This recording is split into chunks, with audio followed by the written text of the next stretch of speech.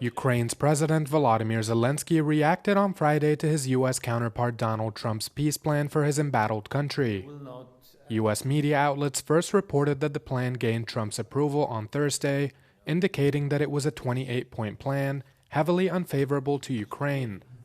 The plan includes terms such as ceding entire areas like the Donbas region and Crimea to Moscow, which Washington will recognize as de facto Russian territories.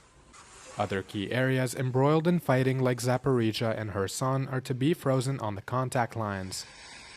Зараз один з найважчих моментів нашої історії. Зараз тиск на Україну один з найважчих. Зараз Україна може опинитися перед дуже складним вибором. Або втрата гідності, або ризик втрати ключового партнера.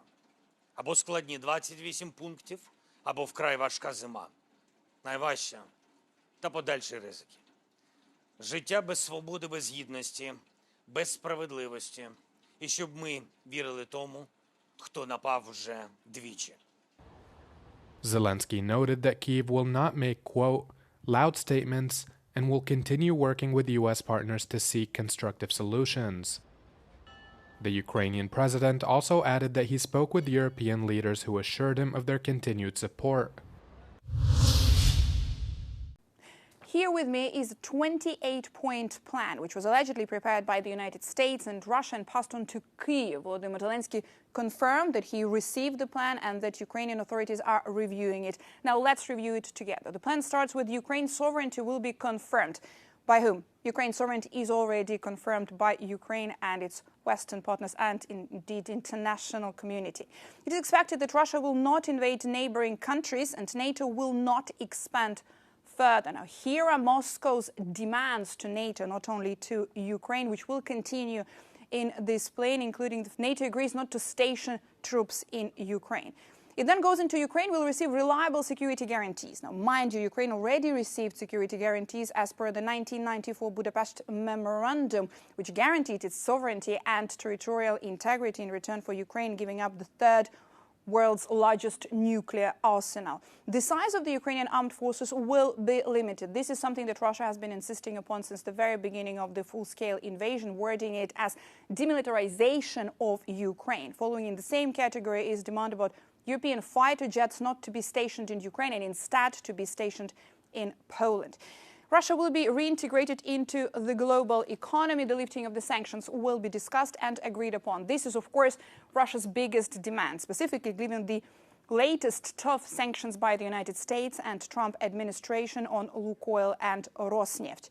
There is an interesting part regarding the frozen assets. So, according to this leaked plan, $100 billion in frozen assets, frozen Russian assets, will be invested in U.S.-led efforts. Now, the U.S. will receive 50% of the profit from this venture. Now, this is something that the European Union clearly will have a lot to say about.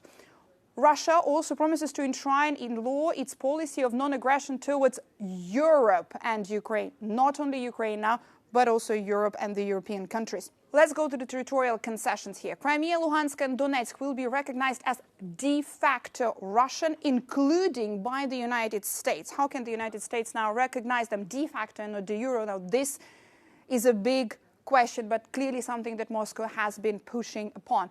Kherson and Zaporizhia regions will be frozen along the line of contact. Russia does not control any region of Ukraine in its entirety. Now, the biggest presence and the biggest occupation in terms of the percentage of the territory that Russia has currently in Ukraine is Luhansk region. When it comes to Luhansk and Donetsk regions, known together as Donbas, this is not the area that Russia has been trying to occupy since the beginning of the full-scale invasion in 2022. This is something that Moscow troops have been trying to occupy since 2014, for over 10 years now. One of the most important points in this alleged plan that was leaked on Thursday, all parties involved in this conflict will receive full amnesty for their actions during the war and agree not to make any claims or consider any complaints in the future. In which case, Russian forces and Russian authorities are trying to completely justify everything that their troops done in Ukraine, starting from the very first atrocities discovered when it came to the occupation of the Kyiv region, which lasted for a month, and the atrocities and revelations which the world saw when it comes to the liberation of Bucha, Irpin, and the rest of the Kyiv region, when it comes to the liberation of the Kharkiv region and the torture of the civilians and the sexual violence by Russian forces. Now, Ukrainian authorities did not say whether they are going to reject it or whether they're going to accept it. They do say that they're going to review that and they're going to engage in the dialogue. But clearly, some of these points are a no-go for Kyiv. The European Union and the Indo-Pacific region have gathered for a meeting in Brussels. This fourth ministerial forum is focusing on the themes of resilience, prosperity and security. For some participants, such as the Philippine Secretary of Foreign Affairs, the event is an opportunity to strengthen maritime cooperation in the face of Beijing's claim in the South China Sea. The EU has been very supportive in its statements. Secondly, there's also been Secondly, there's also a lot of support through the visits of the member EU countries, frigates that passes the South China Sea, and this gives a lot of impetus on the relations and the principle of the navigational aspects of the challenges that we have in the South China Sea. Manila and Beijing have accused each other of being responsible for several maritime confrontations and other incidents in the region in recent months.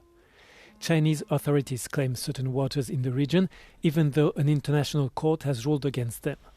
The Philippines has therefore welcomed the participation of some EU member states in maritime exercises as observers.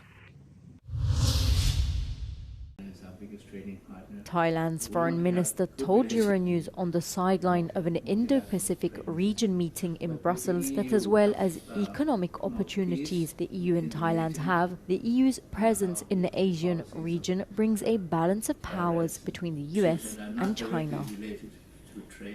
We're also concerned, right now with the policies of tariffs and protectionism on the part of the United States. We think that this does not help the multilateral trading system. But with the EU, we want to see EU more engaged in the region economically, politically, also in terms of security.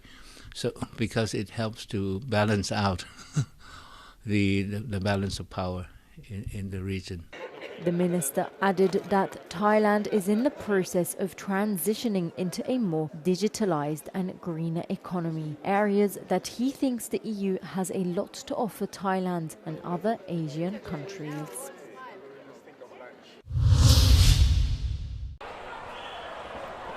A fire broke out at the United Nations Climate Summit in Belém in Brazil, prompting evacuations and disrupting climate talks. The summit organizer said everyone was evacuated safely, but reported that the blue zone had been shut down temporarily to complete the necessary safety checks. The disruption came at a critical moment as negotiators were struggling to reach a consensus on certain key topics. Just before the fire broke out, UN Secretary General Antonio Guterres had urged countries to show willingness and flexibility to deliver concrete results. I think this is not the moment to talk about the possible failure of the COP. It is the moment to guarantee that that failure doesn't occur. And so I am perfectly convinced that a compromise is possible, that to take into account, as I mentioned, the legitimate concerns of adaptation and the legitimate concerns of mitigation. The local fire service said the cause of the fire was believed to be an electrical device, likely a microwave. 13 people were treated on site for smoke inhalation. The Blue Zone has since been reopened and continued operations late on Thursday. The FIFA Under-17 World Cup Qatar 2025 is down to its final four after a dramatic knockout run across the Aspire Zone with the quarterfinals concluding today. The tournament now moves to an even bigger stage, Khalifa International Stadium, where the semi-finals await. For many of these young players, the semi-finals are a chance to step onto the global stage.